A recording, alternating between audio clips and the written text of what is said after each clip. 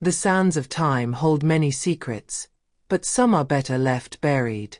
As the bandages tightened around her limbs, Dr. Amelia Carter realized that her greatest discovery might also be her undoing. Amelia's fingers trembled as she held the ancient papyrus scroll, its brittle surface threatening to crumble beneath her touch. The hieroglyphs seemed to dance in the flickering lamplight, revealing a secret lost to time for over 3 millennia. Her heart raced with excitement and a twinge of fear as she deciphered the words. Beware the wrath of Pharaoh Amenhotep, the forgotten one. Those who disturb his eternal slumber shall share his fate. Little did Amelia know that these words would soon become her living nightmare. 3 weeks earlier, the 35-year-old archaeologist had arrived in Egypt, leading a small team on what she hoped would be a career-defining excavation. The site, located in a remote area of the Valley of the Kings, had been overlooked by previous expeditions. But Amelia's research had led her to believe that it held the tomb of an obscure pharaoh, one whose name had been all but erased from history. As their dig progressed, Amelia's excitement grew. They uncovered artifacts that pointed to a reign of terror and dark magic, a pharaoh so cruel that his own people had tried to erase him from existence. But it wasn't until they breached the final chamber that Amelia realized the true magnitude of their discovery. The tomb was unlike any she had ever seen. Instead of the usual elaborate decorations and tributes to the gods, the walls were covered in warnings and protective spells. At the center of the chamber stood a sarcophagus, its surface etched with hieroglyphs that seemed to writhe and shift in the beam of her flashlight. "Dr. Carter, maybe we should wait for the rest of the team before we open it," suggested her assistant Mohamed, his voice tinged with unease. Amelia shook her head, her auburn hair catching the light.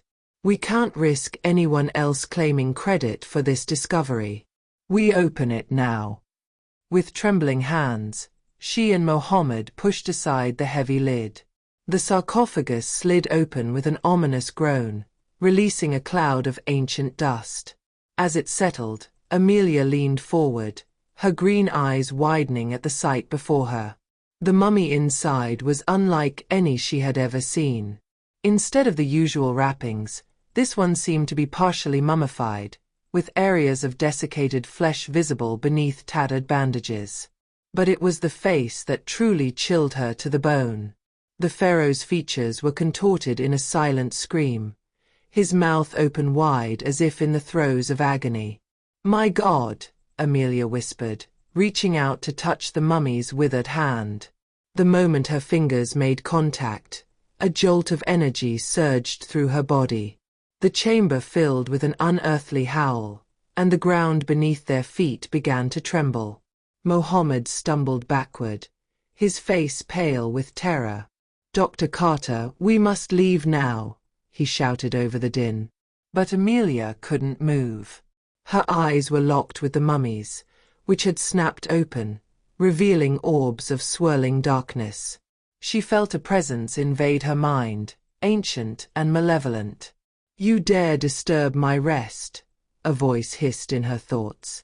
"Now you shall share my curse." With a final surge of willpower, Amelia tore herself away from the sarcophagus. She and Mohamed fled the chamber, narrowly escaping as the tomb began to collapse behind them. As they emerged into the harsh desert sunlight, Amelia felt a strange sensation creeping through her body, as if something fundamental had changed within her.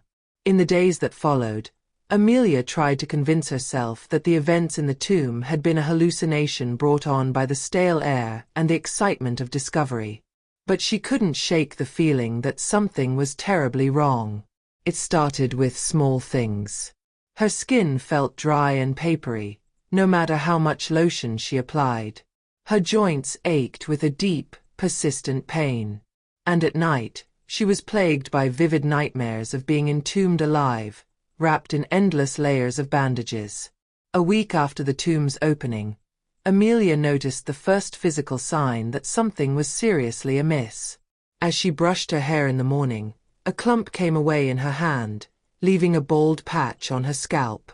Panic rising in her throat, she examined herself in the mirror and gasped in horror. Her once vibrant skin had taken on a grayish, leathery texture.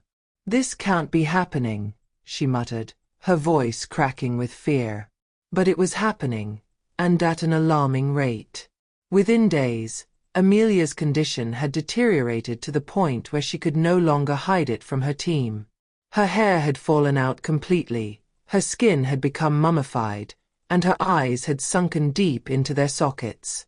"Dr. Carter, you need to see a doctor," Mohamed insisted, his face a mask of concern.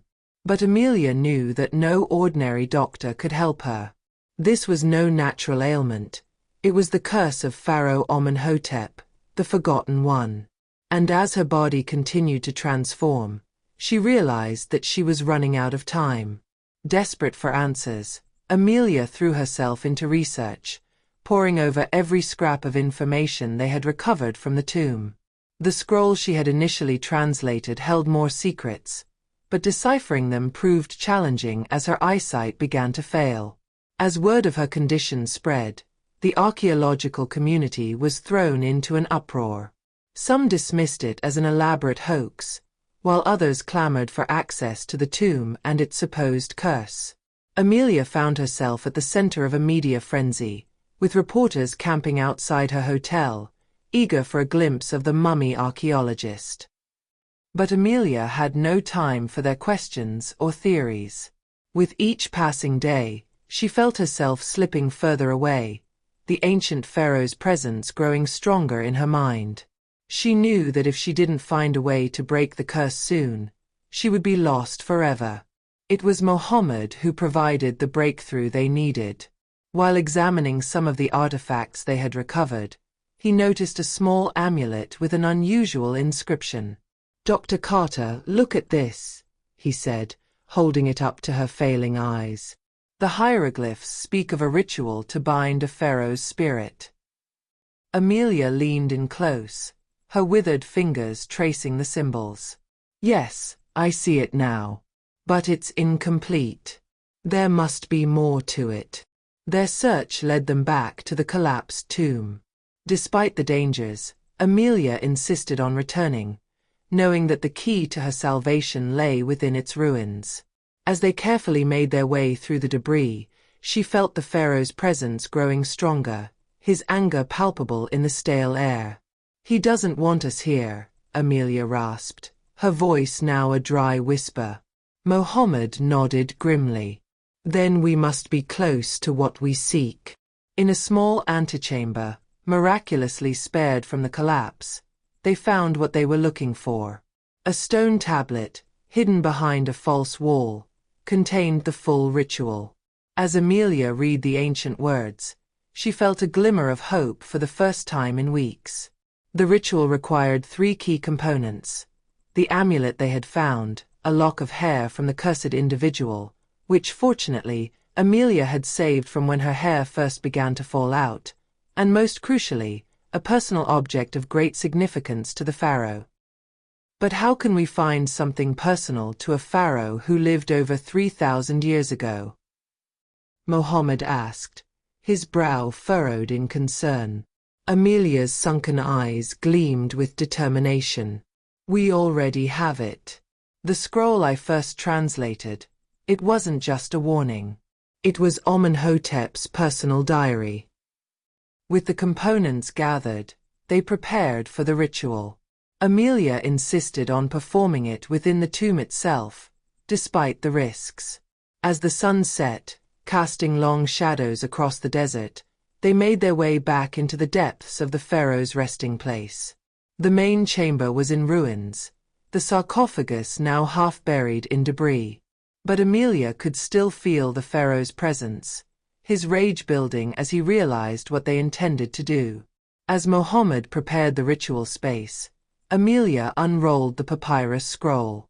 Her hands shook, not just from her deteriorating condition, but from the weight of what she was about to attempt. If she failed, she knew she would be doomed to an eternity of living death. "Are you ready?" Mohamed asked, his voice barely above a whisper. Amelia nodded, unable to speak. She placed the amulet around her neck, clutched her lock of hair in one hand, and held the scroll in the other. Then, summoning every ounce of strength left in her failing body, she began to recite the ancient words. The effect was immediate. The air in the chamber grew thick and heavy, charged with an otherworldly energy. The hieroglyphs on the walls began to glow, casting an eerie light throughout the room. And in Amelia's mind, she felt the pharaoh's presence surge forward, fighting against the ritual with all his might. "You cannot escape your fate," his voice roared in her thoughts. "You will join me in eternal torment." But Amelia pressed on, her voice growing stronger with each word. As she neared the end of the incantation, she felt a tugging sensation, as if something was being torn from her very soul. The pharaoh's screams reached a fever pitch, and for a moment, Amelia feared she might be ripped apart by the sheer force of his rage. And then, suddenly, silence. The glow faded from the walls, and the oppressive energy dissipated. Amelia collapsed to the ground, gasping for air. Mohamed rushed to her side, his eyes wide with a mixture of fear and hope. "Dr. Carter, are you all right?" Slowly, Amelia opened her eyes. The first thing she noticed was that her vision was clear, clearer than it had been in weeks. She held up her hands, marveling at the sight of smooth, living skin where once there had been desiccated flesh. I think it worked," she said, her voice cracking with emotion. As the reality of her salvation sank in, Amelia began to laugh, tears streaming down her face. She was alive, truly alive, and free from the pharaoh's curse. But their joy was short-lived. A low rumble began to build, and the ground beneath them started to shake. "The tomb," Mohamed shouted. "It's collapsing again." They scrambled to their feet, gathering what they could before racing towards the exit. Behind them, they could hear the crash of falling stones as the ancient structure gave way. They emerged into the cool night air just as the entrance collapsed, sealing the forgotten pharaoh's tomb once and for all. As they stood there, panting and covered in dust, Amelia turned to look at the ruined site. A part of her mourned the loss of such a significant archaeological find. But a larger part felt an overwhelming sense of relief. Some secrets, she realized, were better left buried.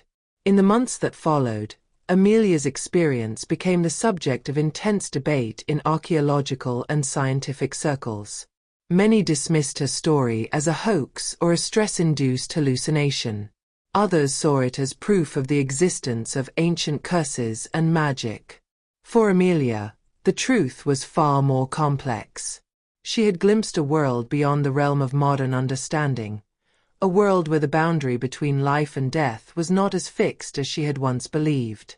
It was a knowledge that both thrilled and terrified her. As she prepared for her next expedition, this time to a remote region of the Amazon, Amelia packed a bag with a newfound respect for the unknown. She had survived the forgotten pharaoh's curse, but the experience had changed her forever. The world, she now knew, was full of mysteries waiting to be uncovered. And some of them, she realized with a shiver of excitement, might be better left as mysteries. But that wouldn't stop her from looking.